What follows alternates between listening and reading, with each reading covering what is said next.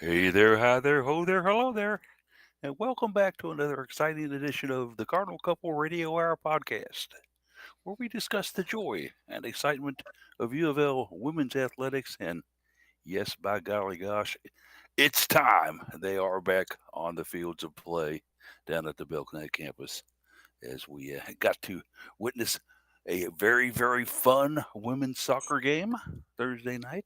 They enter- they entertained. Well, I don't know how much fun they had. They entertained crosstown rival Bellarmine and won that one pretty handily. Got the red and black scrimmage coming up today for volleyball. It's happening again down on Floyd Street, gang, and I know that we're all excited to see it come back around for sure. But got a strong crew in here today to discuss things with you. Uh, Jared Anderson's decided that he's going to dismantle his car and rebuild it, and that we were talking about that earlier. Good morning, sir. Not sure if I would use the word choose to as much as the repair place has to. Just It's a 7-year-old vehicle, 68,000 miles on it. It was in need of new brake pads. Turns out they're like, you should probably go ahead and get some rotors too. And while we're down here, you haven't had an alignment in a while. And I'm like, damn. So it's a lot of money. Of course, this comes the same time as when Katie's car was involved in that hit and run in a parking lot. So we're about to pay out that deductible. I'm like, well, it's going to be a lot of money leaving our hands real quick over the next week or so. Sure, as they say about automobiles, you can't live with them and you can't live without them. It's Yeah, it's certainly an issue. It's right as sports start back up. It's like, well, I don't have my car, and Katie's got a rental right now. At least I should get my car back tomorrow, but she still has another week or two on a rental, and I would hate to take her Jeep down to campus and there's tight parking spaces, and I don't trust a lot of people down there, and I don't want to cause some damage to her rental vehicle. yeah. Did you take the rental insurance out there? No, we chose just to keep it. Ours already covers rental up to so much uh, for a short period, so we just going off our insurance instead of paying. They were saying it's going to be like $50 a day or something. I'm like, hell no, not for 3 weeks. We're not doing that. Can't blame you there. But also got Jeff McAdams in the house with us. Jeff, I know you're been bouncing off the walls, practicing your serve and calling out foot faults and everything else. Volleyball today, buddy.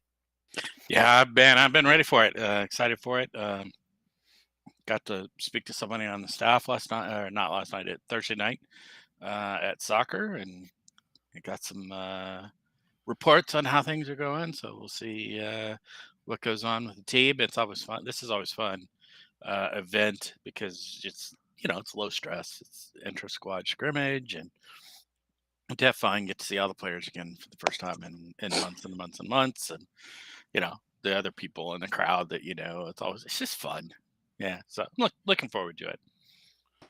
Have you found a set of stairs that you can practice your cards chair on preseason wise? No, it's a little rusty. I probably won't be doing it today because there's no opponent to call a timeout. It's yeah, but yeah, I may run them once or twice while I'm there just to kind of get the feel back. Just pre-game warm-ups. That's right. Yeah, In case you have never seen it on the broadcast and stuff, Jeff is that big guy comes running down the steps and looks like he's going to invade the court, but stops just in time, does a cards cheer, and then runs back up to his chair or yep. walks back up to his chair. Always, Usually, always fun to yell in Steph can't wait ear. yeah. I'm sure that she appreciates it very Yeah, much. we've laughed. I've talked to her about it. We've laughed about it. She loves it. She loves the excitement that it brings. So yeah. Jeff, I am waiting on the day we have some new security folks working and they don't realize what you're doing and they go chasing you down. Yeah, well, I mean, I stay in the stands. It's not like I'm out of anywhere where I'm not supposed to be. So Could see a cadre of yellow shirts preventing him to go down the steps. What's he running down the steps for like he's about to charge the court? Yeah. And Jared throws a cross block on one of the yellow shirts. And Jeff's loose. He's free. He could go all the way to the bottom of the stairs, and he does. Could be exciting. Let's see what I can do about talking to Nancy Worley about that. saying, it is in direct violation of Louisville Ordinance 44997 to have Jeff run down the steps. Nancy, you need as your rules the SID for the sport to stop that. Yeah, right. Good luck there, eh? Daryl not with us today. She is yet another bachelorette party. With all the ones she's been attending lately, got a feeling she's got some great ideas for hers, right? I think these are hers. Is this one hers? I thought it was somebody else that she was going to. Is this hers? The other day she mentioned it was going to be part of hers for the Well, good friends deal. who couldn't travel for the football game or something. I don't know. Deal.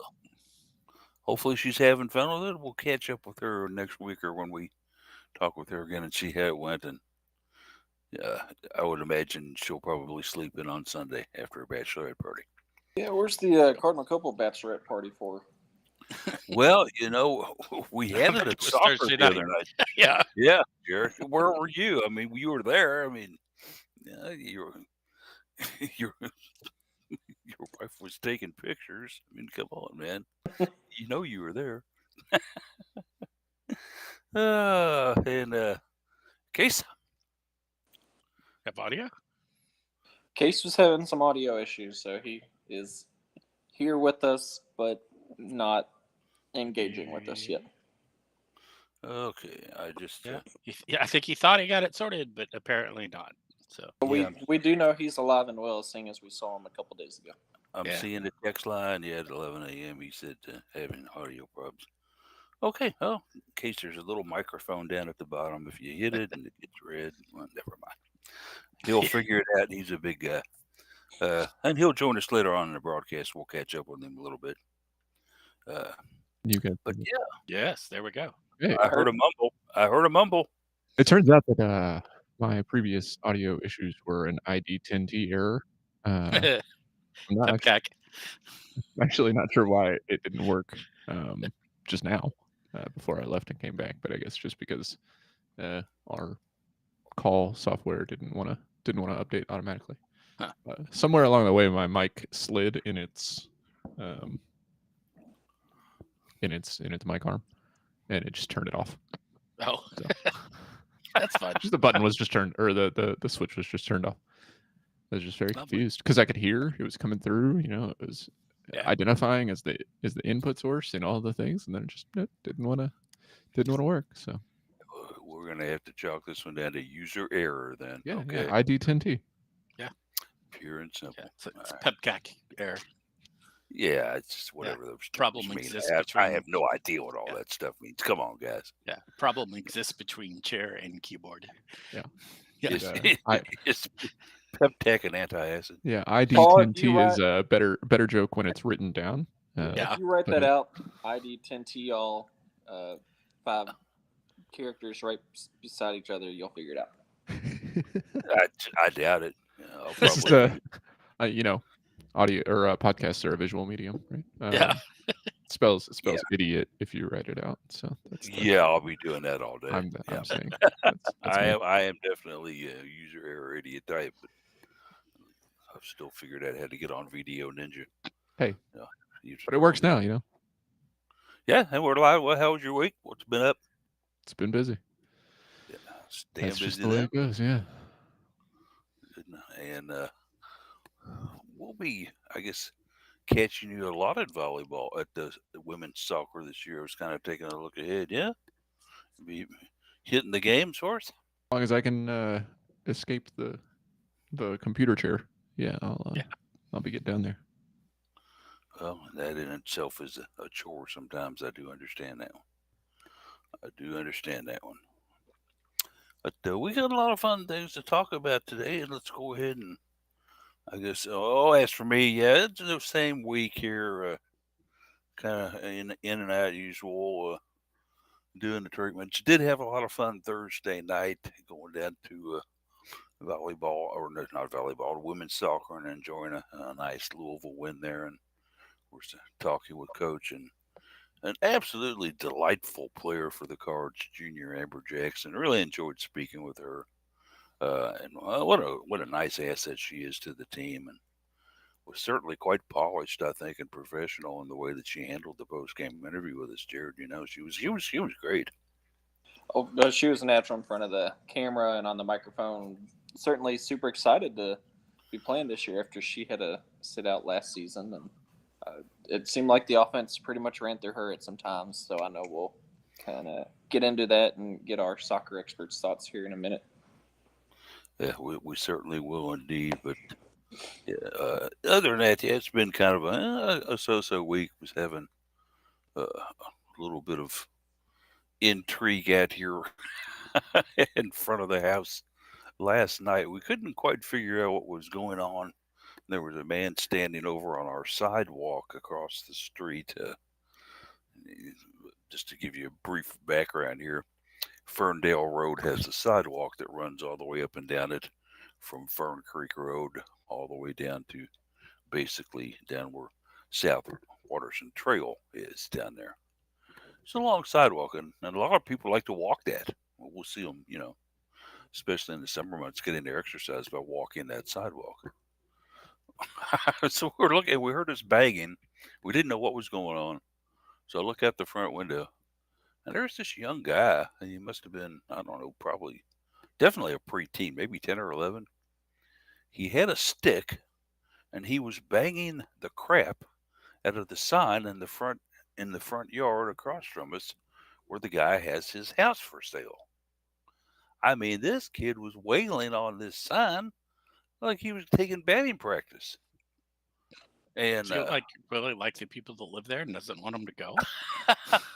we were coming up with scenarios on what it could be, and like maybe he lived there, Sonny, and they threw him out, and now he's getting revenge for his family, or maybe he has something about for sale signs that just trigger him.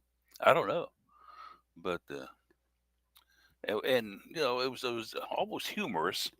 Says, thank goodness no one was coming down the sidewalk. I just hope he wouldn't even have turned on them and started banging them with the stick. But definitely was showing some outwardly aggression toward the fact that the guy across the street was selling the house again. But anyway, it's one of those things, just another day in the life, as they like to say. But yeah, we got volleyball. And we'll get to women's soccer in just a little bit. Let's go ahead and cover the event for today, which is going to be the red and black scrimmage down on the Belknap campus in the Illinois Arena. And the actual doors open at 2 o'clock today. Jeff will be in line at 12:30. No. I guess you're not far off. Yeah, it's definitely, you want to get there early. This traditionally, because there is such a pent up demand for volleyball attendance, given the small arena and limited number of matches down at the KFCM Center. A lot of people turn out for this that usually can't get into volleyball matches. So yeah, definitely, if you want to see this, get there early. There almost certainly will be a line. Like you said, the event starts at 3, the match starts at 3, doors open at 2. There will probably be a significant line already by 2, and I suspect the doors will close again by like 2:20 or 2:30. If not sooner.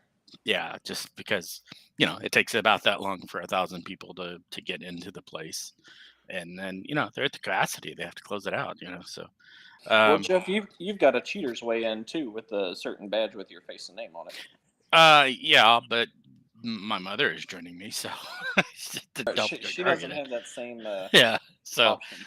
no, we're trying to get there as soon as the show's over. We've got a couple of real quick errands to run, and then we're gonna be heading that way, try and get there early. And yeah, really looking forward to it. So I had somehow, through the magic of Rocco Gasper, we got 2 media badges for Jared this year.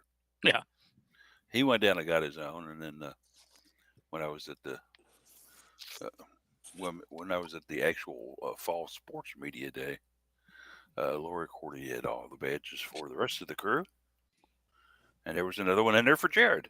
So I'm like, okay, yeah. How about that? One labels him as a photographer, and one labels him as a reporter. So Jared, you have a split personality, obviously.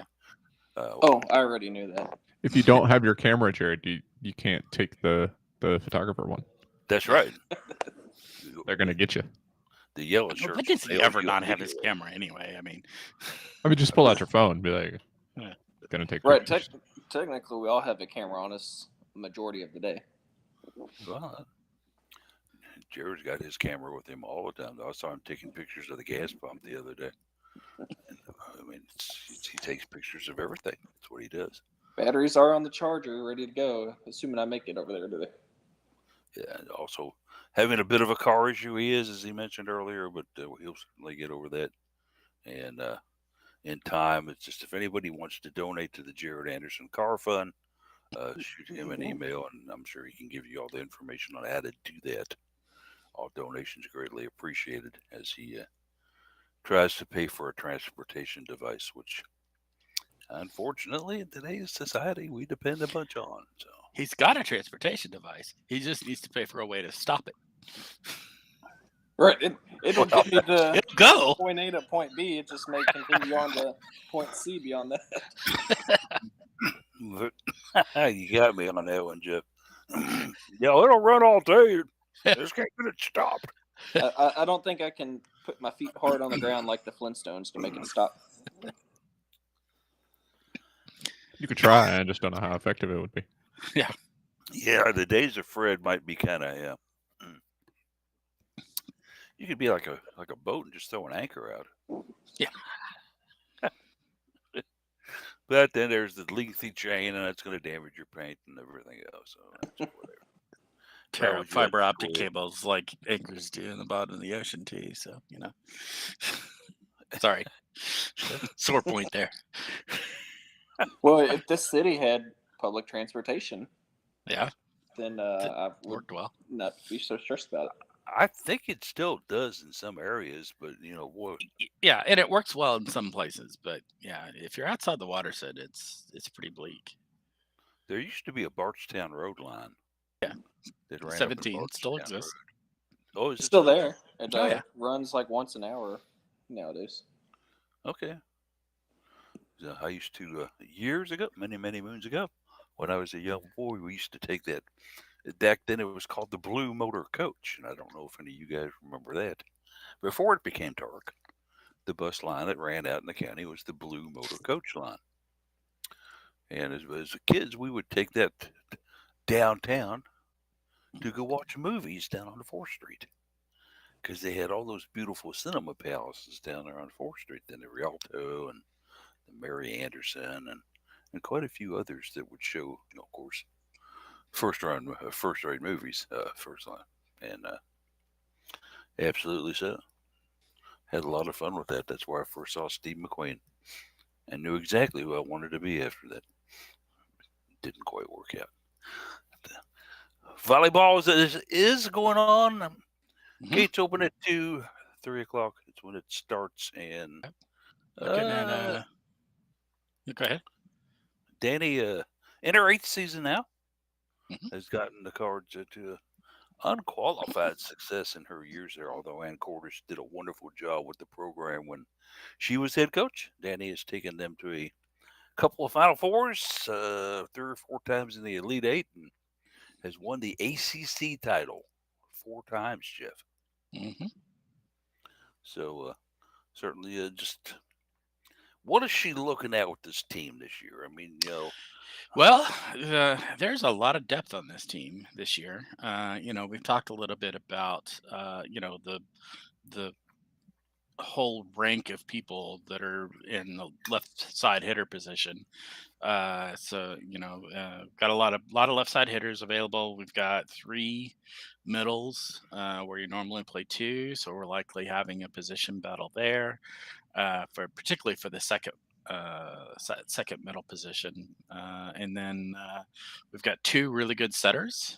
So we've got a position battle going on there, I think, between Ellie Glock, the returning, and Ayala Escobedo, who's the incoming freshman, who's explosively athletic and is really got a lot of capability and just probably needs to refine it a little bit.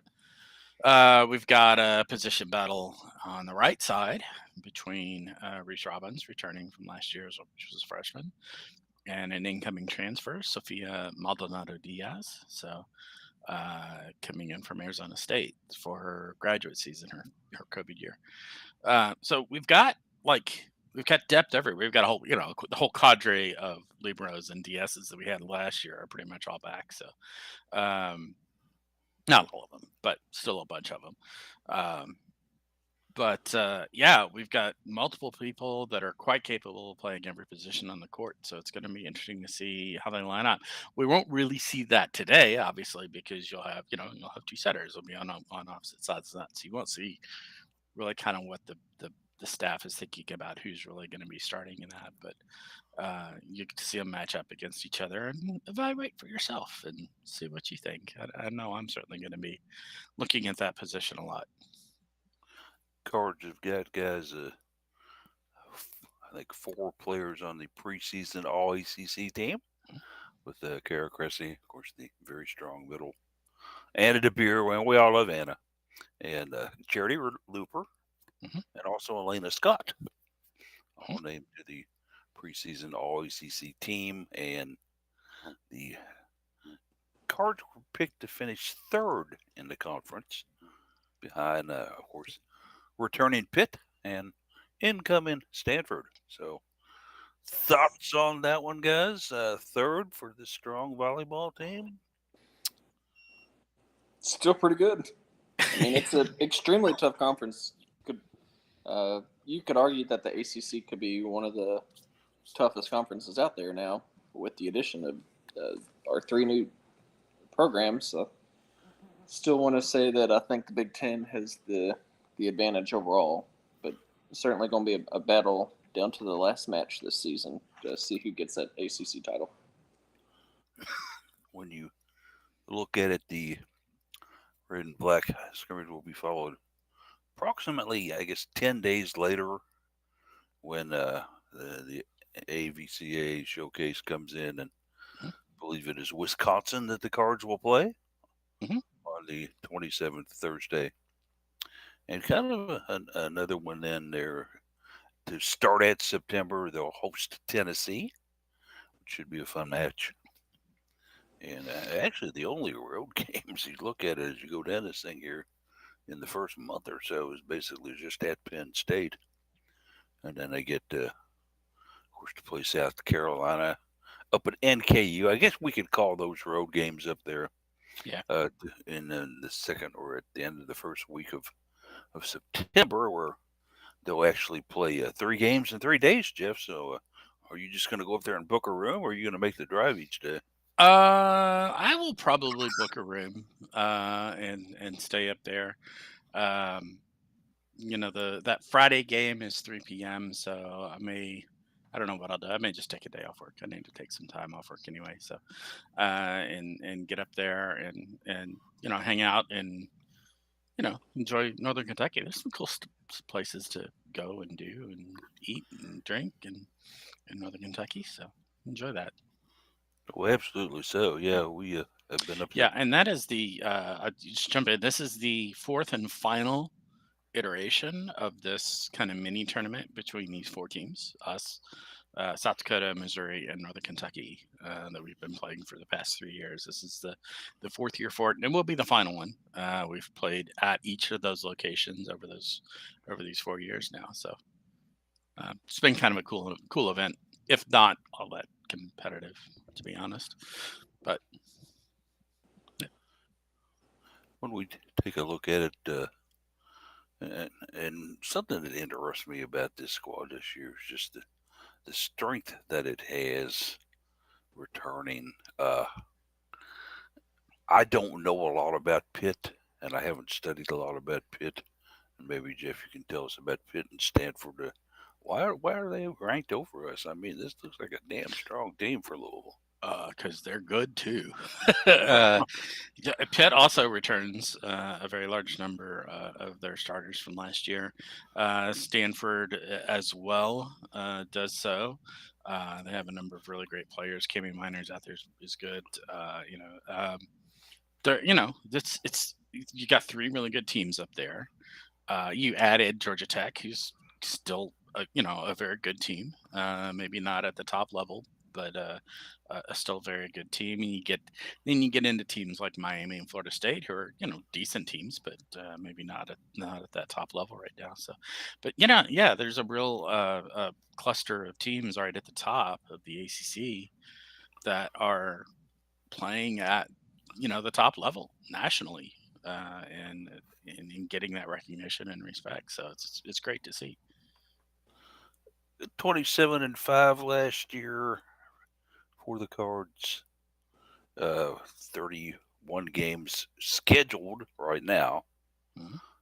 Possibly, of course, more in postseason and such, ACC tournament and all that good stuff. So probably they ended up a Well, few no more ACC games. tournament, but Not ACC tournament. yeah, I was thinking of another sport yeah, there. Excuse me, guys. yeah, NCAA NCAA, tournament. Yeah, yeah, NCAA tournament, and of course, why they don't have an ACC tournament is beyond me. But I anyway, don't know. Yeah, it's ridiculous. kind of silly. But well, when you taking a look at this team and some of the things that they've 27-5 last year is going to be tough to emulate, I think. But and in case you wrote a little bit about all this today, your thoughts on this team and this schedule? Is there a chance that they could possibly even be better than a 27-5 team this year? Yeah, I mean, there's a chance. I think that when we look at that 27-5 last year, there was some disappointment in some of the results. So you would surely say that they could do better. But I think that they're picked to finish third in the ACC because the ACC is a strong conference, and it's not just that Pitt and Stanford are there sitting ahead of them. It's that you look up and down the schedule, and there's matches that somebody can catch you out. Georgia Tech is going to fight like they always do. Florida State has been a little down, but they're still a dangerous team to play against. Notre Dame is seemingly going to take us to 5 sets no matter what the quality is. So I think that just like there's a chance they finish better than 27-5, I think there's a real chance that we could be scratching our head, midway through the year, sitting 4th or 5th in conference just because of, the way the schedule lines up and some unfortunate losses. And so Stanford coming in definitely makes it more than just the 2-horse race that it was. We were looking at we lost Pitt to them and last saying year. exactly. Yeah. We're looking at Pitt and saying, if they drop a match against Georgia Tech like we did, then we're right back even, and then it's going to come down to playing them. But it's not that way anymore. And without that conference tournament, you're now looking at you got to show up every night if you want to take home an ACC title, and it may not matter how you perform against your. I mean, it'll definitely matter how you perform against the head-to-head competition against the best teams, but you could take a win off of Pittsburgh and Stanford, and then if you don't show up every other night, you could still end up finishing behind them in conference. And the scheduling for itself, actually, in conference, rather interesting in the fact that the Cards do play several opponents twice. Stanford for one, which Stanford and Pitt, yes. Gee, thank you for that. And Yeah. also Pitt twice. Thank you again. Yeah. Why is it that some teams you play twice and some you play once? Jeff, explain this to me. It's the number of teams in the conference. The way it's traditionally been done in the ACC is you play every team once, and then you have a small set of teams, and they picked them to try to maximize their chances to get teams in the postseason. So basically, they in the ACC's case, what they'll say is, okay, we want the top teams to play each other a second time. So we've traditionally played Pitt and Notre Dame and Florida State twice, and maybe Miami. Among those that are among the top rankings of the ACC traditionally. I don't know how much they've changed that up this year. Obviously, we have Pitt and Stanford both twice. But what I'm trying to look at is, do Stanford and Pitt play each other twice? And I think the answer is no, they don't. I think they only play each other once, which realistically probably makes our schedule the hardest schedule in conference. Wow. So yeah. So yeah, it's going to be great. What it does though is it really, if we can get through this and be successful, and oh my goodness, if we can get a top 4 seed in the NCAA tournament, despite all of that, we are set up for the postseason, right? I mean, Because the Final Four is here in Louisville, right? right? The whole tournament. If we're a top 4 seed, our whole tournament run would be in the KFC Yum Center, would be in a single building. So yeah, it's the potential is incredible for this team this year. The ceiling is so high, but they've just got to put it together and live up to it at this point. So For the Cards, of course, when they play home matches, it's a tale of two venues, as they either play at the smallish L&N Arena on campus, or, of course, the cavernous KFC Yum Center downtown, depending on, I guess, I don't know, is there any rhyme and reason to why they play where? I guess there must be somewhere, but I can't figure it out. some of it's probably scheduling for the KFC Yum Center. Some of it is they're trying to pick the biggest, most important games to play down there, so that the most fans can get in to see them. Yeah, and certainly a long stretch down there after they get the season started. But how does that affect the team? I mean, you guys, Jared, especially you and Jeff, would talk to some of the players and staff and coaches and stuff. Has this dual home court kind of identity that Louisville has affect them? I think the players seem to like the KFC Yum Center just because the venue is neat. However, a lot of them have mentioned in the past that the crowd noise, when the crowd being right on top of you, is much more intense at L&N Arena. But I do think most of them, if not all of them, prefer the KFC Yum Center if possible. Yeah, I suspect that's probably true for the typical crowds that a volleyball match would draw. But as you start getting crowds where you're 5-digit crowd sizes, that distinction may not be so significant there. We had 12,000 when we played Kentucky at the KFC Yum Center, and almost 13,000. That was a loud crowd, despite being in the much larger arena. It was still a very loud crowd. If we can grow that even more this year for some of these matches, that crowd noise factor may be not so distinct, and then you still have this this huge crowd of 10,000 plus people in red, cheering. Well, yes, I say people in red. Wisconsin's red too, so depending on the team. In Nebraska. And Nebraska, yeah, And Stanford. Right, and Stanford, yeah. Anybody Stanford not would named argue Kentucky. that they would say it's not red, but yeah, okay, it's Oh, reddish. sure. Yeah, Yeah. but they should be leaf color, Yeah. changing colors.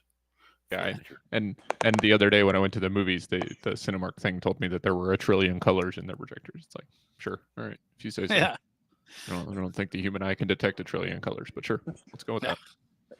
Now, volleyball tends to attract a lot of young volleyball girl squads, and just by physics, their cheering and screaming comes at a higher frequency, comes across as louder versus a lower, deeper voice.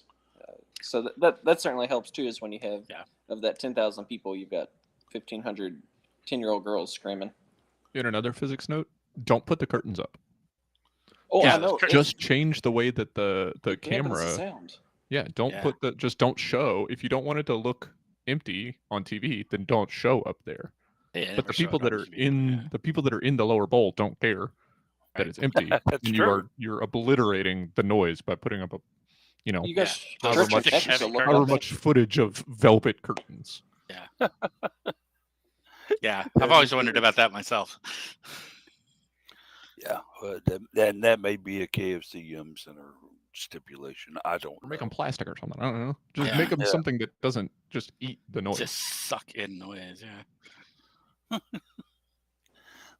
As we get into the season, it will pretty much turn into a Friday, Sunday turnaround where I think only a couple of exceptions to that in the rule. And when you take a look at what those are, I mean, it's, for some reason, we are going to play Notre Dame on a Wednesday. Yeah, we're travel and then partners turn with Notre around and Dame. go right back up there and play them again on a Saturday. Yeah. So we're travel partners with Notre Dame. You play like generally you'll come in and you'll have travel partners that'll travel together or together-ish. And so they'll come to two schools that are near each other, and one will play Friday at one at Team A and Sunday at Team B, and the other one will play Friday at Team A or Team B, Sunday at Team A. So they'll just kind of swap over. That's kind of how they arrange it to try to minimize the amount of travel they do it. So we're travel partners with Notre Dame. So when we need to play Notre Dame, it doesn't fall so nicely on a Friday Sunday setup, typically. So that your travel partner game tends to get scheduled in the midweek, and then it just so happens that Notre Dame was one of the teams that they picked for us to play twice, and so now it's like this weird Wednesday Saturday thing. So I don't know. It's unusual for home and homes like that to be right on top of each other. They're usually spread out a bit.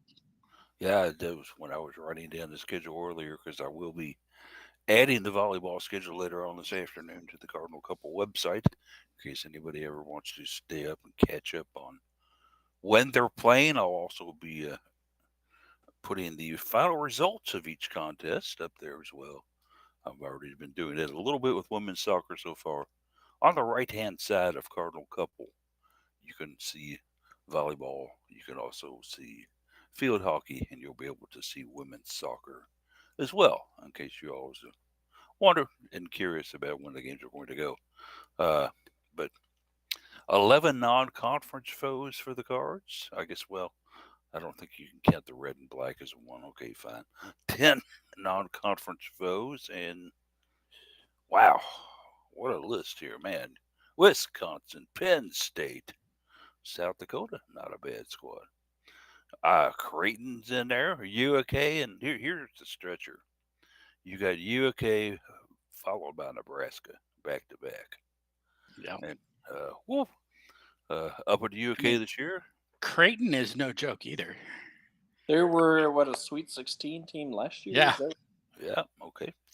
3 in a row there. Bam. Yeah. And then not real sure about California's strength, but certainly then right after that, boom. The Sunday following, you're at Stanford comes to town. So Cal's not a cakewalk, and when you put them in the mix of that, you look at Cal as a trap game.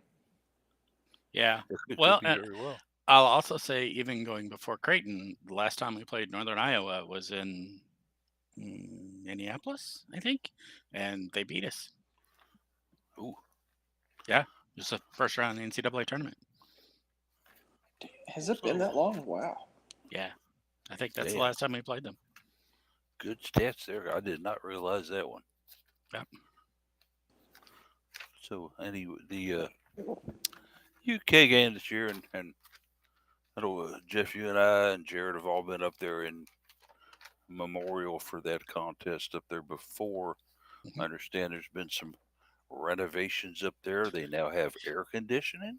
Yeah, they did a lot of work on it last year. Kentucky played all of their matches last year at Rupp Arena because Memorial was under construction renovation. My understanding is that they have added air conditioning to it, which is delightful. Glad they've done that. So, yeah, it's we'll see. I don't know what they've done to it for sure. I haven't really found a good description of all of it, but it was a lot of work. Supposedly much improved. So I'm excited to get down there and see what they've done to the place. Sounds like they're trying to one up UofL by having adequate air conditioning in their volleyball arena. Yeah. That they are, but we'll get them back when we build our volleyball facility on campus where the cars used to be parked. And I still believe it's going to be there if you look at on Lynn Stadium, as we did the other night. The first thing noticeable to me is all those cars that used to be parked over there on the south side or the north side of the stadium are no longer there. Gone. I think it's the perfect place to put a volleyball arena, guys. And I'll continue to argue that until they stick something else in there. But, yeah, they have a ton of space over there. I mean, you got room for parking. You got room for a nice facility. I mean, come on. From a distance, it may not look that large, but when you're driving past it down Floyd Street, that is a massive area of land that you could put something. And certainly would be a very, very nice thing for the campus to continue the Floyd Street facilities that we have. We'll see about it. I'm sure right now they would say the major problem is finding funding, finances. I can't believe, though, that there wouldn't be deep pockets in this city somewhere that would say, hey, we'll help pay for a little bit of this. All we need is maybe a mention on the outside of the building. So something that I have heard that is not necessarily, I guess maybe it's not really a secret, and it's not necessarily funding, but it's, the UofL Foundation was quite the stir causer in the last decade or so. And one of the things that UofL's new president, Dr. Schatzel, is trying to nail down is how the university engages in its relationship with the foundation. And so I believe that no transactions will be happening with the foundation until some things are cleared up. And the reason that that's important is that pretty much every square foot that is not currently developed, that is near UofL's campus, is owned by the foundation. Including that area where there's, well, I'm assuming, case. Probably. Correct. I believe so, yeah. The foundation does own the rights to that, as well as part of the parking of the football stadium. And behind it's part of the reason that the engineering research park has never happened. Yeah, despite being an empty field for years now. Right. Yeah. Oh, we could go down a whole new street here with that issue. When you're building a new engineering building, in some of your limited parking back there, but you have all that space. No, not that. Oh, well, yeah.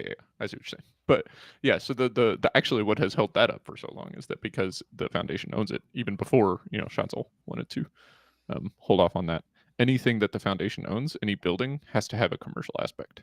Like it has to be profit generating, so they can't just build an academic building on that space. Then put a vending machine in there. Don't think that counts. Put a vending machine. Yeah, that'd be fine. Hey, we made $49 on this vending machine in the corner. It could have been the home of the James B. Beam Bourbon Institute. But some people may or may not have fumbled that pretty aggressively, and now it's 75 miles away instead.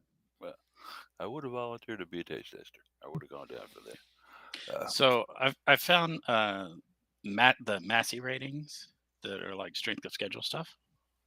I just want to share some of this. That let's go through like the top 13 in volleyball. Number 1 is Texas. Okay. Number 2 is Wisconsin that we play. Nebraska that we play is 3. 4 is Stanford that we play. Oregon's 5. We're 6th. Pittsburgh is 7th. Kentucky is 8th. Washington State 9th. Penn State we played is 10th. Purdue and Minnesota are 11th and 12th, and Georgia Tech is 13th. Good gracious! Right? Ooh, What a that's brutal a fun schedule we couple. have, right? I mean, obviously those others are obviously up there as well, but dang. Wow. Woo, that is top loaded. My gracious. Yep. So it should be fun. We'll be, of course, covering all the events and other news that happen in volleyball here for you at Cardinal Couple, and certainly count on Jeff's expertise and knowledge of the program, as well as we get this season started. And I know it's been anticipated quite a bit because this is going to be a heck of a squad, kids. I'm just telling you now. This is going to be a heck of a squad. Yeah, we certainly do. But moving on to other activities and sports here, we did have a women's soccer match place at Lynn Stadium on campus, as I refer to it, and bringing in crosstown rival Bellarmine with an ex-Cardinal star the head coach of the Knights now. This one had a lot of plot lines, didn't it, Jared? Yeah, season opener for U of L, some new faces playing. And then, as you mentioned, Callie McKinney taking over as head coach for Bellarmine this year. So it was her first regular season match at the helm. And unfortunately, Bellarmine is a program that's probably been one of the absolute worst in all of Division One. And you put McKinney in that role, and it's going to take some time for her to build that up. A lot of patience and recruiting. I think Bellarmine's going to need to invest a little bit into the program as well. It certainly sucked that she had to face U of L in her first match because this was certainly going to be a mismatch by all means. I didn't think 7-0 was going to be the final score. But yeah, it was tough. It was nice running into her and being able to catch up with her. And she did a wonderful post game job with us too when we went over and talked to her. Obviously, after a loss like that, a lot of coaches wouldn't come over and talk to an opposing team's media crew. But certainly with the fact that she had played here, Jared and I had interviewed her when she was a player here, or at least I did. I think you were in on those, Jared, if I remember right. Oh yeah, because she was Yeah, a hell of a midfielder back then, and yeah. certainly one who would come away bloody and bruised just about every match. She was such a hard worker and was still optimistic and happy that she had got to play here. And we had talked to Karen Ferguson days about it too. And you're playing one of your ex players here, and Karen was always kind of rueful. She goes, "Yeah, unfortunately, you just got to play to win, and that's what we did. I mean, I hate it was against her, but games are games. You got to do what you can." Case this team can score. How about that? Yeah. Against Bellarmine, they can score. I commented after I think our third goal that maybe we should save some of this skill for later. Because that third goal was Amber Jackson's very nice header in the 16th minute to put Louisville up 3-0. So you put up 7 goals from 6 different players. That's not too bad. Got them from pretty much all over the field. 2 goals scored by your starting striker. Goal scored by your other center forward midfielder. You can't be too mad about it. So, Bellarmine's not going to be great. They're picked to finish 8th in the A-Sun.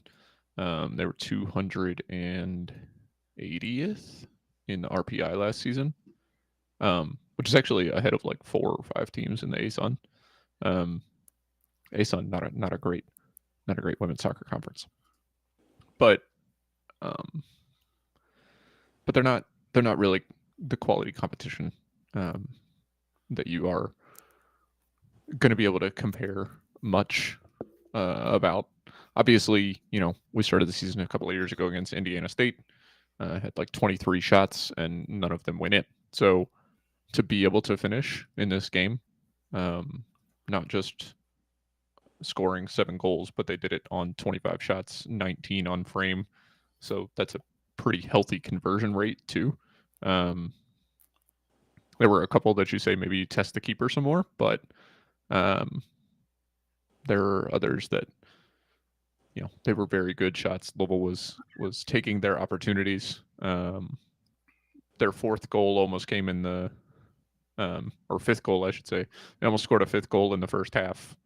Trying to remember who it was that had the opportunity, but she was about 30 yards out, and I said you might as well have it, and she did. And it was off the crossbar.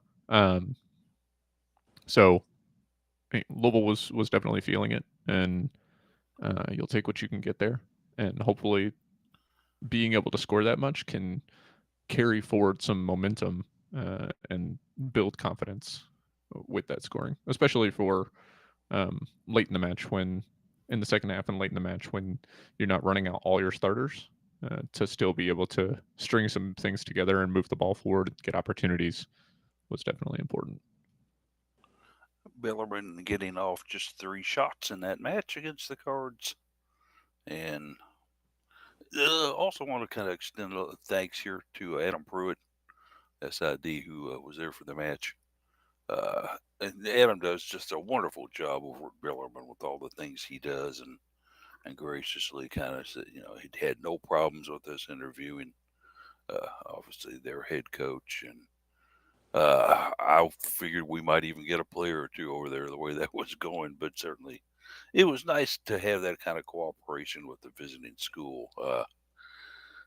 Unfortunately, it's been my experience, and Jared can kind of identify with this too. Sometimes when we go to matches on the road, the cooperation isn't always as good as we would like from the home squad that is hosting us. Yeah, But you have different personalities for different SIDs. As you mentioned, Adam is certainly a very great person and easy to work with. He had no problem talking to us, and then obviously Callie, remembering who we are and our coverage from her time as a player, was more than happy to talk with us after the match. it's always very nice of them to do all that for us, and certainly I think that they will watch the program over at Bellarmine with interest. I think that since Louisville is such a huge soccer town, and the girls' soccer programs and the high school programs are strong and getting stronger, I think it's just a matter of time with the right coaching and staff in there before Bellarmine can build themselves into somewhat of not a maybe regional power or anything, but certainly a power in the ASUN. And of course, all it takes is hard work and dedication and getting a good alumni base behind you, and also being able to get out and talk to the top players in your area here and tell them, hey, we've got a good program over here at Bellarmine. Give us a look. Uh, I'm not sure what the scholarship requirements are anymore on us guys, but maybe how many scholarships can you have on a team? But certainly, I don't know how many Bellarmine can offer, but NCAA regulations, the ones that changed that we just talked about a few weeks ago, pretty much a full normal size roster could be all scholarship players now. Yeah, that's the new regulations that are going to come into place. That the whole roster could be covered by scholarships. I don't know what the current limit is, though. However, Not that Bellarmine many. does not have the financial backing to Right. offer such for their women's soccer program. Yeah, I really feel bad for basically every sport at Bellarmine that's not men's basketball. And even men's basketball maybe wasn't quite as ready as everyone thought they were. But you have a program, a university that was pushed up the divisions by the success of its men's basketball program, and the rest of the programs at the school were not ready.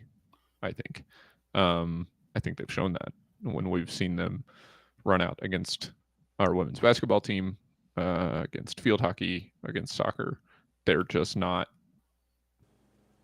what we're expecting to see, and it's not their fault. Yeah, with the exception of lacrosse, which was D1 before. Right. Basketball moved up, and the rest moved up. Yeah. So kind of everybody got dragged up, and they're maybe being unfairly held to a standard that they should be better than they are. If you consider that they're still, this is their 5th year, I think, at the higher division, and that's through COVID. So, yeah, barely out of probation. Right. Something that I guess stood out to me was I expected us to outclass Bellarmine. I didn't really expect the talent gap to be as large as it was. And just watching Callie McKinney on the sidelines, she didn't seem so frustrated that Louisville was, taking them to task as far as winning in some skill areas that you would think they'd win. Battles for possession, getting good shots. just able to beat the keeper. She seemed very frustrated when her players were not where they were supposed to be, when there's not ball pressure, which is a talent, or not a talent thing, that's an effort thing. People just making mistakes that they shouldn't have been making. Those seem to be the things that were frustrating McKinney, and those are the things that you can control. Talent is something she'll be working on with recruiting, but the things you can control are your effort plays, your field intelligence plays, things like that, and that's where it seemed to be letting Bellarmine down even more than the gap. But once you get down 3-4 nothing in the first 20 minutes of the game, you start to slip a little bit mentally. It gets a bit away from you, and so it's just the way it went. It's certainly things to look forward to with women's soccer. They look to be a program that does better than last year, and certainly has the talent and tools. I think we had talked preseason about them needing to increase the scoring. Well, okay, as Case mentioned, they did that against Bellarmine. How is that going to translate on out the rest of the season? Bellarmine, by the way, moves from Louisville to Asbury for their next contest. Certainly quite a difference in competition levels there for them. So maybe they can pick up their first win of the year against Asbury. And I want to touch on real quickly before we get into final thoughts here, because we're getting close to noon, guys. There was a fall sports media day on campus Tuesday. Sony and I were able to attend. Slightly more media there than I've seen at the other fall sports days, but primarily it was me and Jody Demling asking the questions. As we had Joe Franklin was there, cross country and track and field head coach, obviously. Karen Ferguson Days, representing women's soccer. Justine Sowery, representing field hockey. Danny, not Annie. Danny Busboom Kelly, representing volleyball. And the only players that were in attendance this year were volleyball players Anna DeBeer and Ellie Glock. Which kind of surprised me. Why did those two get to speak to the media when none of the other sports got to have players there? But anyway, a nice welcome back to campus for us and everything. It was good to see everybody again and fun with that. And of course, they had they've moved this thing around in years. Some days they've had it over at the soccer complex. Some days they have it at the Planet Fitness Cuber Center media room, which is where it was this year. And they always change the food around too. This year we got Chick-fil-A and corn chips and water, and that was certainly nice of them to do. But I love events like this, and I certainly think that events like this are good for both fall and spring programs. And did any of you guys get a chance to listen to any of these particular interviews? Not as much as I would have liked to. I do recommend that you do get the chance to, especially Danny. Danny was almost outgoing, guys. And for her, that was pretty cool to see. So I think she's excited that they're back, but as we all are. So a fun time and a nice welcome back to campus. And we have all the interviews for you on the Cardinal Couple column, the Wednesday column, where you can listen to all four of the coaches that I put in for women's sports. I did not include any men's sports interviews on there. And also the two players who actually spoke quite well and did a wonderful job with the media. So give that a listen if you will. But as it is, we are rolling upon the noon hour. Another edition of Cardinal Couple Radio Hour podcast coming to a close. So let's go ahead and, if we can, get into the final thoughts with the guys. And we'll go ahead and start it out this week with Case. Yeah. Mentioned in the lead up to this season that there was a lot of turnover on this roster for the women's soccer team. Thursday night, we got a chance to see all but 3 players 2 were not dressed. 2 of the newcomers. Actually, all 3 of the players we didn't see were newcomers. Amelia Swinarski, Avery Oracle, and Jolie St. Louis. 2 freshmen and St. Louis, the transfer.